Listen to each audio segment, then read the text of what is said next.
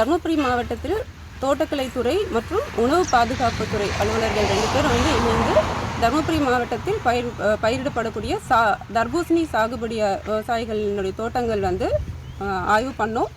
இந்த தோட்டங்களில் ஆய்வு பண்ணதில் வந்து என்ன இருக்குது அப்படின்னா, தர்பூசணி பழங்கள் வந்து இன்ஜெக்ஷன் மூலமாகவோ இல்லை எந்த விதமான வகையில் ஆர்டிஃபிஷியல் கலர்ஸோ இல்லை வந்து அதனோட டேஸ்ட்டு கொண்டு வரதுக்காக எந்த விதமான நடவடிக்கை விவசாயிகளால் மேற்கொள்ளப்படவில்லை. இயற்கையான கலரிங் ஏஜென்ட்ஸ் தான் வந்து இருக்குது. இயற்கையாக அதனுடைய தன்மை மாறாமல் தான் இருக்குது அப்படின்றத வந்து இதன் மூலமாக தெரிவிச்சுக்கிறோம். அதே போல் பார்த்தோம்னா விவசாயிகள் வந்து தர்பூசணி பழங்கள் பயிர் வந்து ஒரு குழந்தையை பராமரிப்பது போல் வந்து அவங்க பராமரிச்சிட்ருக்காங்க. அதனால் வந்து பொதுமக்கள் வந்து இதை வந்து தைரியமாக வந்து வாங்கி பயன்படுத்தலாம்.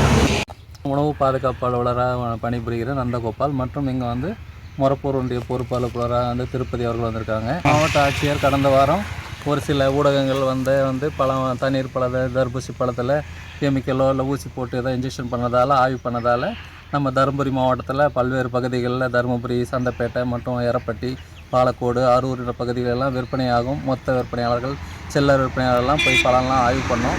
எங்கேயுமே வந்து இயற்கையான பழம் தான் இருக்குது. செயற்கையாக வந்து கெமிக்கல் போட்டோ இல்லை வந்து தித்திப்புக்கு கூட்டுறதுக்காக குளுக்கோஸ் மாதிரி கரைசல் ஏதோ இன்ஜெக்ஷன் பண்ணியோ எதுவுமே கண்டுபிடிக்கப்படவில்லை. ஒரு சில இடங்கள் மட்டும் பூஞ்சைகள் இருந்ததோ அழுகின பழம் இருந்தது மட்டும்தான் தவிர்த்து அப்புறப்படுத்தணும். அதனால் வந்து ஜனங்கள் வந்து பொதுமக்கள் எந்தவித பயமும் இல்லாமல் தருமபுரி மாவட்டத்தில் தர்பூசி பழங்களாம் வாங்கி அடுக்கலாம்னு தெரியணும்.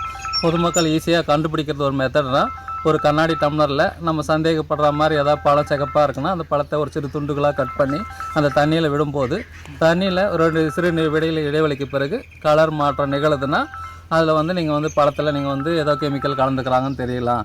இது மாதிரி தெரியலாம். அந்த பேப்பரில் ஏதாவது டிஷ்யூ பேப்பர்லையோ பஞ்சிலையோ ஒட்டி எடுக்கும்போது இயற்கையாகவே வந்து எக்கோபின்னு வந்து ஒரு ஆன்டி ஆக்சிடென்ட்ஸ் வந்து இருக்குது. அது வந்து கெமிக்கல் வந்து அதில் இயற்கையாகவே வந்து பார்த்திங்கன்னா மாதுளம் பழம், அந்த தக்காளி இதிலெல்லாம் வந்து இயற்கையாகவே ஒட்டி எடுக்கும்போது லைட்டாக ஒரு ஆரஞ்சு கலரோ இல்லைன்னா அந்த பிங்க் கலரோ கிடைக்கும். அது வந்து எதுவுமே கெமிக்கல் சொல்லி வதந்தி மாதிரி சில பேர் வந்து பரப்பி விட்டுட்டாங்க.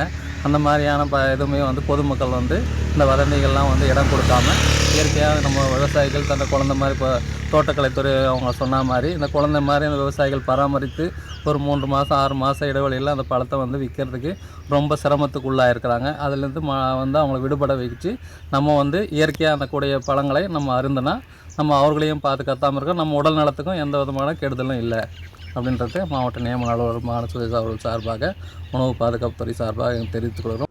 பிளே ஸ்டோர் மற்றும் ஆப் ஸ்டோரில் இருந்து பாலிமர் செயலியை QR கோடு மூலம் பதிவிறக்கம் செய்யுங்கள்.